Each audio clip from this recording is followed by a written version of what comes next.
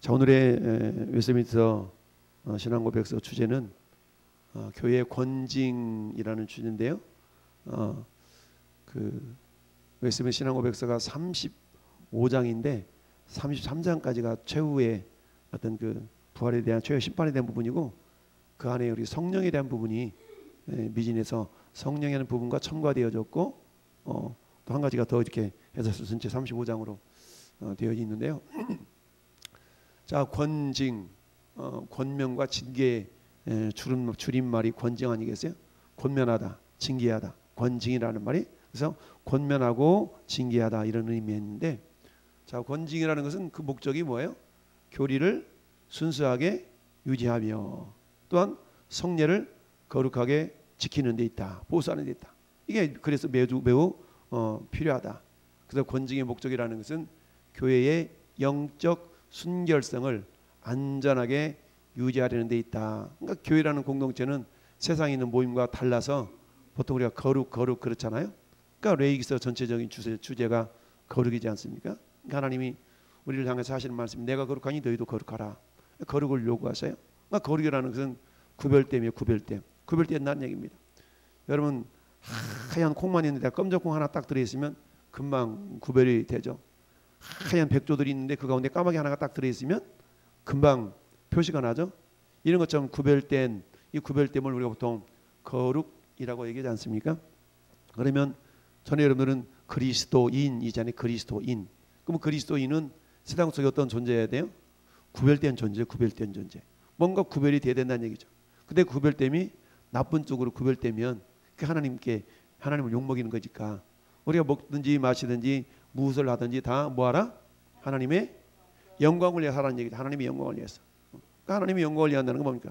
영광이라는 것은 이렇게 반사되는 거잖아요. 반사. 영광은 나를 통하여서 하나님이 하나님 되심이 드러나는 것이 영광인데, 그러니까 먹든지 마시든지 무엇을 하든지 나를 통하여서 하나님이 하나님 되심이, 알고 봤더니 예수 믿으시는군요. 아우, 그 집사님이셨어요. 아우, 장로님이셨어요. 알고 봤더니 그러셨군요. 라고 긍정적인 모습으로 이렇게 드러나고 칭찬받을 만한 이런 요소들이 이렇게 나타날 때 이거 우리가 거룩하다, 구별됐다라고 표현할 수가 있죠. 그 반면 오늘날에는 어때요? 소금이 맛을 잃어버리면 밖에 버려져 밟히올 따름이다 라는 말이 있는 것처럼 오늘 기독교가 많이 욕을 먹는 그런 모습들이 있죠. 자리도 욕을 먹고 못해도 욕을 먹고 이런 경우가 많이 있는데, 어쨌든 하나님은 우리에게 구별됨을 원하신다. 그래서 하나님이 세상에 주신 세 개의 기관이 있는데, 첫째 가정, 둘째 교회, 셋째 국가, 이 세 가지 기관을 하나님이 이 땅에 주셨잖아요. 근데 그 가운데 특별히 교회라는 공동체는 아주 독특한 공동체죠. 전 여러분들이 고향도 달라, 경험도 달라, 다 다르지만 예수 그리스도라는 하나의 어떤 본질을 통해서 우리가 함께 모인 자들 아닙니까? 그런 어때? 가족이 되냐, 가족. 우리가 보통 식구라고 하죠.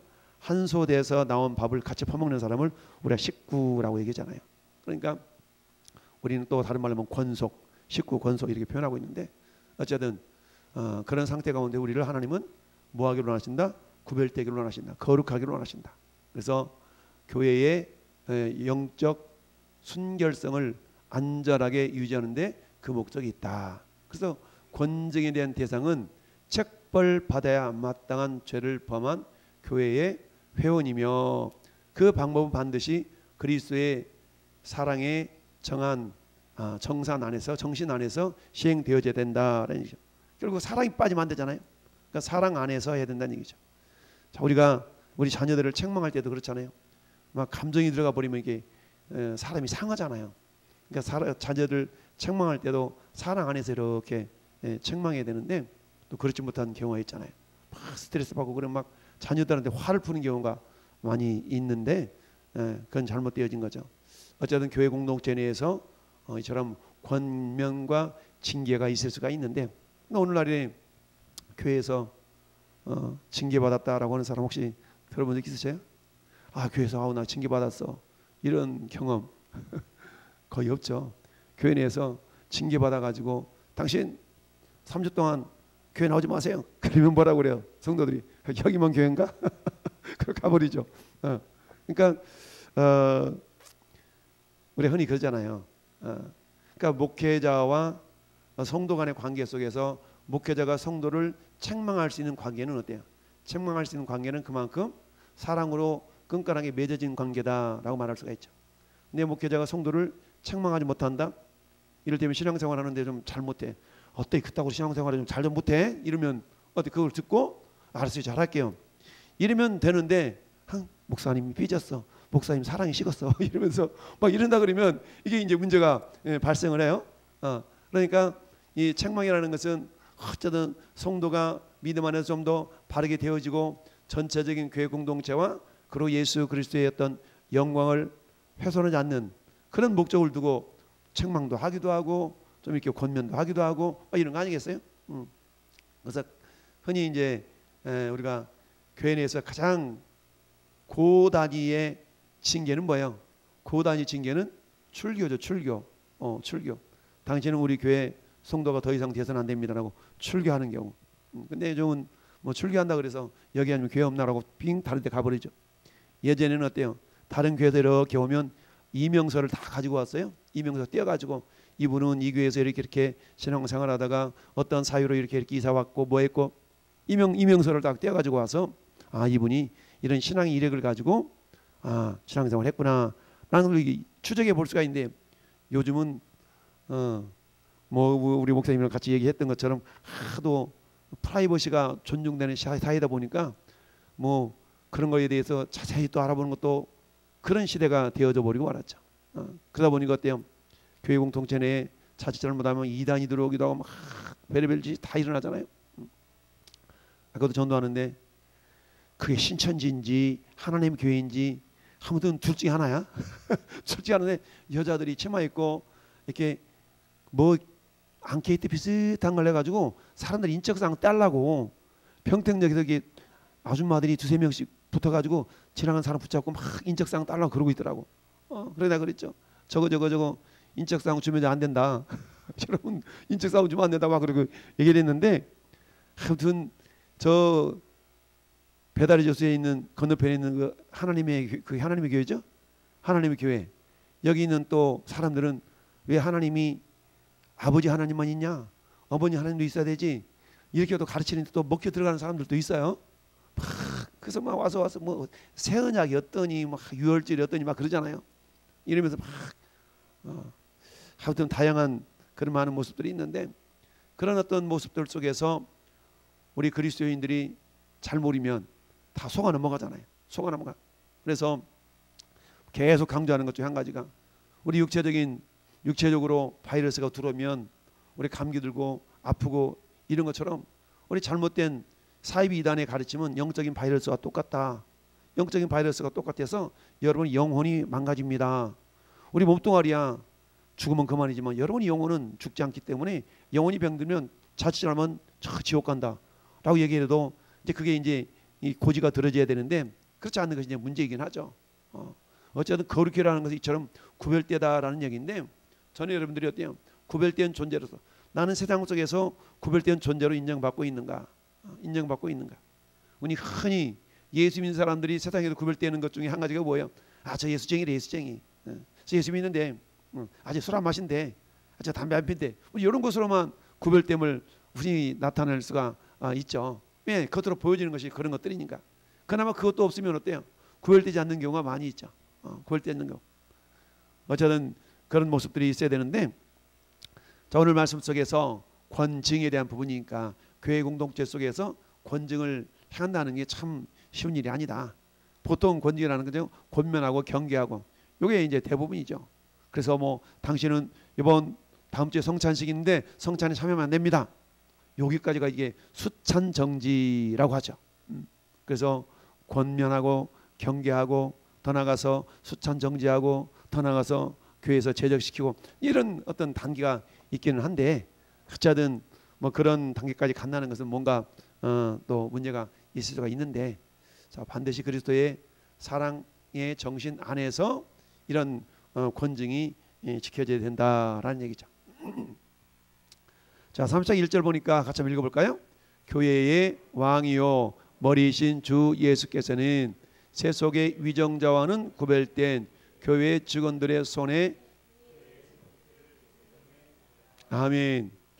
교회 직원들의 손에 교회 정치를 제정해 주셨다. 교회 직원이라는 것은 재직, 보통 재직자라고, 재직자, 직분 있는 자.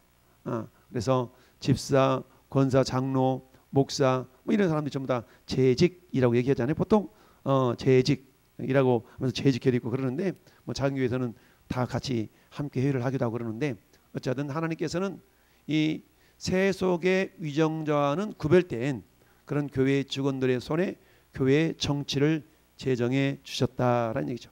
그러니까 세상에서도 정치가 있잖아요. 정치, 자유민주주의, 공산주의, 사회주의, 정치 체제가 있는 거 아니겠어요? 그런 것처럼 우리는 어때? 장로회 정치잖아요. 장로회 정치. 감리교는 감독 정치라고 그러죠. 침례교는 어때? 침례교는 일반적으로 그 장로회도 없고 감독도 없고 평신도가 주로 이제 어떤 지도자적인 역할을 감당할 수 있도록 그렇게 한 그런 정치 체제가 어떤 침례교 체제일 수가 있고요. 이처럼 뭐 다양한 모습들이 있는데, 근데 실상은 대부분 장로교의 정치 체제를 대부분 이렇게 가지고 가죠. 그렇게 해서 우리는 장로회 정치를 가지고, 장로회 정치라는 건 뭐예요? 장로님을 세워서 당회를 결성하고 그 당회를 중심으로 해서 교회가 바르게 운영될 수 있도록 이렇게 운영해 나가는 그런 정치 체제를 보통 장로회 정치라고 표현하죠. 그래서 장로와 목사님의 어떤 모임을 우리는 보통 당회라고 그러지 않습니까? 나머지 직분자들과의 어떤 모임은 재직회라고 하고, 세례교인 이상의 모임을 공동의회, 공동회의 이렇게 또 표현하기도 하고요. 그렇게 표현하고 있는데, 어쨌든 교회의 왕이시고 또 교회의 머리이신 예수, 그 예수님께서는 세상의 위정자들과는 다른 어떤 그런 모습의 어떤 정치를 교회에 제정해 주셨다라는 얘기입니다. 우리는 장로교에서는 장로의 정치를 사용하고 있다라는 건데, 성경을 보면 이사야 9장 6절 예수님에 대한 예언의 말씀을 이렇게 표현하죠. 함께 읽어봐요. 이는 한 아기가 우리에게서 낳고 한 아들을 우리에게 주신 바 되었는데 그 어깨에는 정사를 메었고 그의 이름은 기묘자라 모사라 전능하신 하나님이라 영존하시는 아버지라 평강의 왕이라 할 것임이니라. 아멘. 어깨에는 정사를 메었다. 정사와 권세 이런 것을 예수 그리스도께서 메셨는데, 그것을 어때요? 눈에 보이는 목회자들과 또는 장로님들과 이런 분들에게 위임하신 거 아니겠어요? 위임하셨죠. 그 위임된 권세를, 권리를 가지고 교회가 교회되도록 하는 그런 역할을 하고 있죠. 특별히 장로교 같은 경우는 아까 말씀드린 것처럼 장로라는 직분을 세워서 그게 당회를 이루고 교회 전반적인 거룩성을 유지시켜 나가는 데 있어서 그 당회를 중심으로 해서 또 이루어가고 있는 것이죠. 자, 디모데전서 5장 17절 같이 읽어봅니다.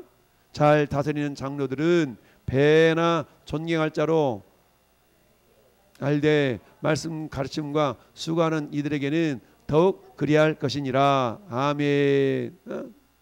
자, 잘 다스리는 장로들은 배나 존경할 자로 알되 말씀과 가르침에 수고하는 이들에게는 더욱 그리하라. 보통 우리가 이제 교회 내에서 그 교회 법으로 말한다면 목사도 장로예요. 목사도 장로고 우리 이모 장로님도 장로고, 그러니까 똑같이 장로지만 어때요? 다스리는 장로와 또 가르치는 장로 이렇게 나눠질 수가 있거든요.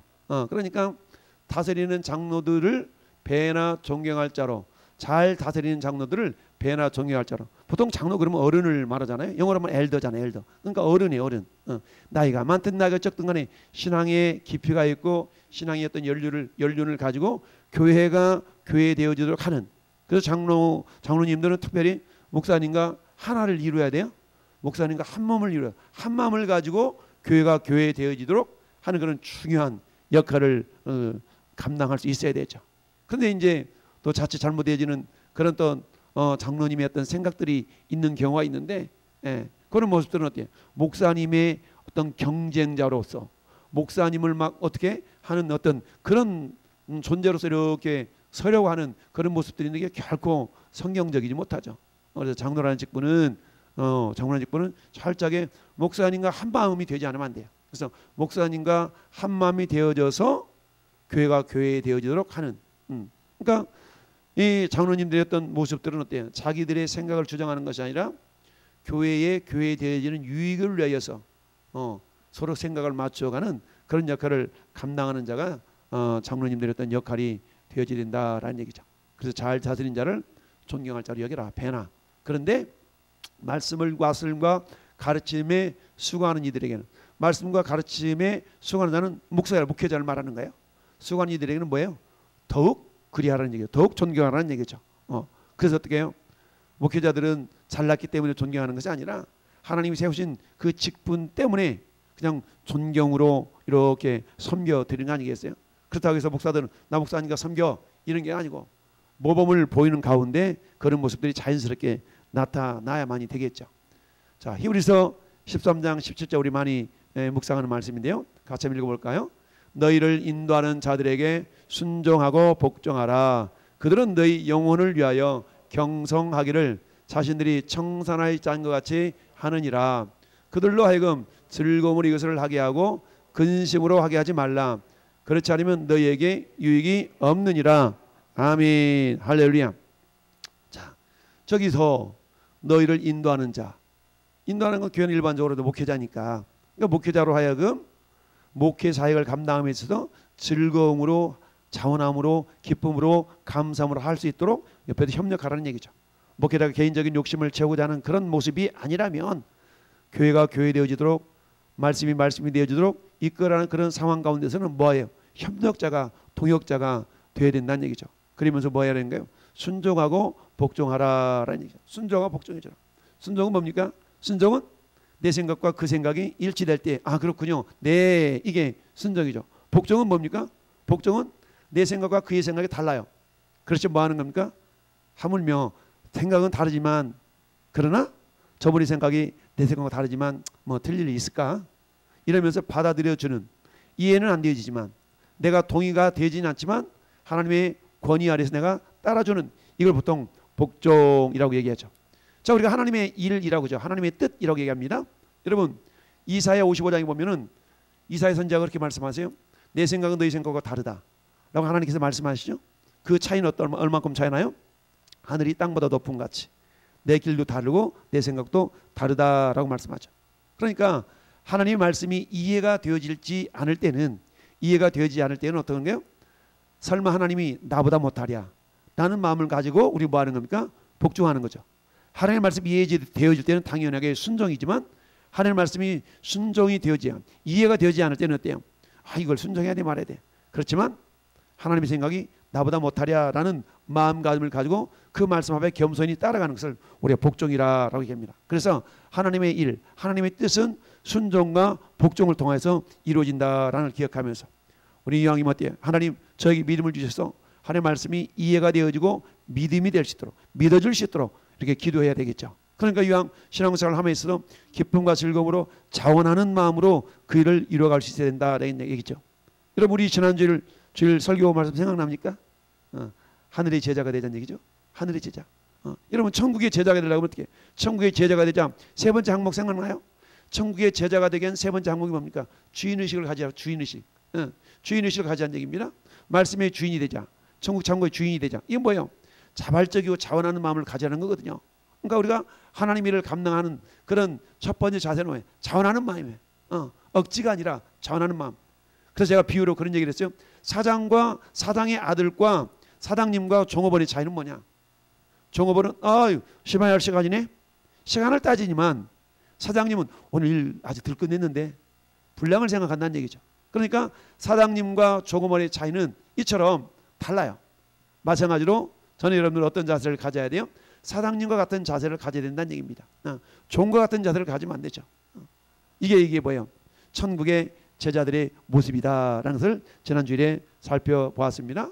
그러니까 어때요? 우리가 신앙생활을 같이 함에 있어서 목회자를 중심으로 하나님의 선하신 뜻을 이루어가길 원하는데, 요즘 뭡니까? 전도에 대한 부분이잖아요. 전도 축제를 우리 같이 한번 이렇게 이루어가 봅시다라고. 저건 뭐 제 개인적인 욕심이 아니라 하나님 기뻐하시는 일이니까, 하나님 기뻐하시는 일을 우리가 협력해 가면서 어때요? 억지로 마지못해서가 아니라 자원하는 마음으로, 기뻐하는 마음으로 참여해 보는 겁니다. 할렐루야. 그럴 때 나는 알지 못하지만 우리는 하나님의 그 깊은 뜻을 알 수 없잖아요. 그렇지만 거기에 참여하는 가운데 뭐가 경험이 되는 거예요? 하나님 놀라운 은혜를 경험하게 된다는 얘기죠. 그 성경은 뭐라고 말씀해요? 시편의 109편에 너는 여호와의 선하심을 107편이죠. 여호와의 선하심을 맛보아 알지어다. 맛보아라는 얘기죠. 먹어보지 않고는 맛을 알 수 없잖아요. 먹어보고 알라는 얘기입니다. 이 먹어본다는 얘기 뭐겠어요? 경험해본다는 거 아니겠습니까? 경험해보지 않고 어떻게 알 수가 있어요? 경험해봐야만이 경험하는 가운데서 이런 것이 있었네 라고 알 수 있다는 얘기죠. 명단 한번 적어보기도 하고, 그래서 명단을 놓고 한번 기도해보기도 하고, 한 말씀을 동영상을 보내보기도 하고, 그 사람 동영상을 보냈더니 거절을 해요. 안 봐요. 막 이러면서 다양한 경험들이 나타나는 겁니다. 보기는 보는데 1분 30초밖에 안 되는데 안 보는 사람도 있어요. 거들도 안 보는 사람들, 다양한 반응들이 나타나거든요. 어떤 분 내가 만나가지고 어떻게 동영상 보내는 거 좀 보고 계셔요? 안 본 사람은 핑계를 대. 저 이렇게 해서 이렇게 해서 안 보는 사람, 보는 사람은 감사한 이런 걸 보내주시고 이러다니요. 감사로 반응을 보이는 사람이 있는 반면에 안 보는 사람은, 관심을 안 가진 사람은 이 핑계 저 핑계 되는 것을 알 수가 있어요. 어떤 분도 그런가요? 좀 보셨어요? 그랬더니 보려고 그랬는데 남편이 옆에 있어가지고 남편이 있다고 해서 그걸 못 보나? 마음의 문제인 거지. 그래서 꼭 보셔야 됩니다. 볼게요. 이러는데, 그러니까 다양한 반응들을 우리가 경험할 수가 있어요. 그걸 해보는 가운데. 근데 해보지 않으면 경험이 안 되죠. 해보지 않으면 경험이 안 돼. 그러니까 여러분들이 동영상을 보내기 앞서 먼저 여러분들이 그걸 동영상을 여러분이 먼저 이렇게 시청을 하고 이런 내용이구나, 이런 내용인 것을 여러분들이 알고 이렇게 보낼 수 있어야 되죠. 그래서 오늘 10번째 동영상 보냈어요. 10번째. 자, 어쨌든 그렇습니다. 그래서 자, 두 번째 절을 보니까 이 직원들에게는 천국의 열쇠가 맡겨져 있다. 이 열쇠의 힘에 의하여 그들은 말씀과 권능을 사용하여 죄를 보류시키기도 하고 용서하기도 하고, 회개치 않는 자에게는 천국 문을 닫기도 하고, 회개하는 죄인들에게는 복음을 전해주고 때에 따라 권능을 사면해 줌으로써 천국 문을 열어주는 권세를 가지고 있다. 차유 이 말씀 우리가 해석하는 데서 다양한 의견들이 있죠. 특별히 마태복음 16장에 베드로의 신앙 고백을 통해서 천국 열쇠를 내게 주노니 네가 땅에서 베이면 하늘에서 베일 거고 땅에서 불면 하늘에서 풀리라. 이런 어떤 천국 열쇠를 주었다는 그런 개념이 있지 않습니까? 그러다 보니까 이 캐톨릭에서는 어때요? 베드로가 천국 열쇠 있으니까 베드로 사도만이 이러면서 그렇게 가르쳤지만 실상 그런 내용이 아니죠. 저 부분은 어떻습니까? 결론적으로 말하면 복음 전파를 통하여서 여러분, 내가 여러분에게 복음을 전해서 그 사람이 그래 알았어 내 예수 믿어야겠구나 라고 예수를 믿는다면 그 사람한테는 천국문이 열려진 거죠. 근데 어때요? 내가 복음을 안 전했어. 복음을 전했으면 그 사람이 복음을 전해 듣고 천국에 들어갈 그런 기회를 가졌을 텐데 내가 복음을 안 전해봐. 그러면 어때요? 그 사람이 천국을 들어갈 기회를 놓치게 되는 거죠. 그러니까 거꾸로 보면 내가 저 사람을 천국문을 열어줄 수도 있고 닫을 수도 있고 이런 모습이 될 수가 있는 겁니다. 그러니까 여러분 손에는 뭐가 달려 있어요? 여러분 천국을 열고 닫는 권세, 열쇠가 있는 거예요. 천국의 열쇠. 그 천국의 열쇠는 뭡니까? 복음이죠. 복음. 그러니까 복음을 통해서 저 사람 저 왼수 같은 거 저건 예수 믿지 말아야 돼. 뭐 이러면 안 돼요. 그러면 그 사람이 나를 통해 하나님은 저 사람에게 복음이 전파되기를 원하시는데 내 감정적인 개인적인 감정 때문에 저 사람한테 저 왼수 같은 거 저건 예수 안 믿어도 돼. 이러면 안 된다는 얘기죠. 그럼 어떤 결과가 나타나요? 나 때문에 천국문이 닫혀버리는 그런 일이 발생할 수가 있다라는 얘기죠. 그래서 천국문을 닫기도 하고 열기도 한다. 이것은 내가 무슨 권세가 있어가지고 너 천국문 내가 천국 문지기야 못 들어가? 이런 개념이 아니라 나에게 복음을 전할 수 있는 특권이 있잖아요. 내가 전하는 복음을 가지고 저 사람이 예수님을 영접하면 그 사람이면 하나님의 자녀가 되니까 천국문을 여는 거가 되겠고, 내가 복음을 전해주지 않아서 저분이 그야말로 복음을 듣지 못하고 이를테면 죽었다면 어떻게 되겠어요? 그 사람에게는 천국문이 나로 인하여 닫혀지게 되는 그런 일이 될 수밖에 없지 않습니까? 그러니까 하나님은 에스겔 3장이나 에스겔 33장에서 그렇잖아요. 야, 너 네 옆에 있는 사람 너 복음을 전해야 되는데 너 복음 안 전했어?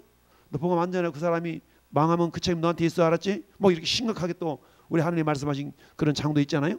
그러니까 우리는 어때요? 그래서 때를 얻든지 못 얻든지 말씀을 전파해야 되는 이유는 그 사람이 언제 구원을 받아야 될지 어느 때에 구원을 받는지 우리는 모르잖아요. 우리는 알 수 없지만 어때요? 하나님의 때가 임하는지 안 임하는지 우리는 모르지만 어때요? 그 사람이 예수를 믿을지 안 믿을지, 그러니까 때를 얻든지 못 얻든지 말씀을 전파하라라는 이유가 있는 줄 압니다.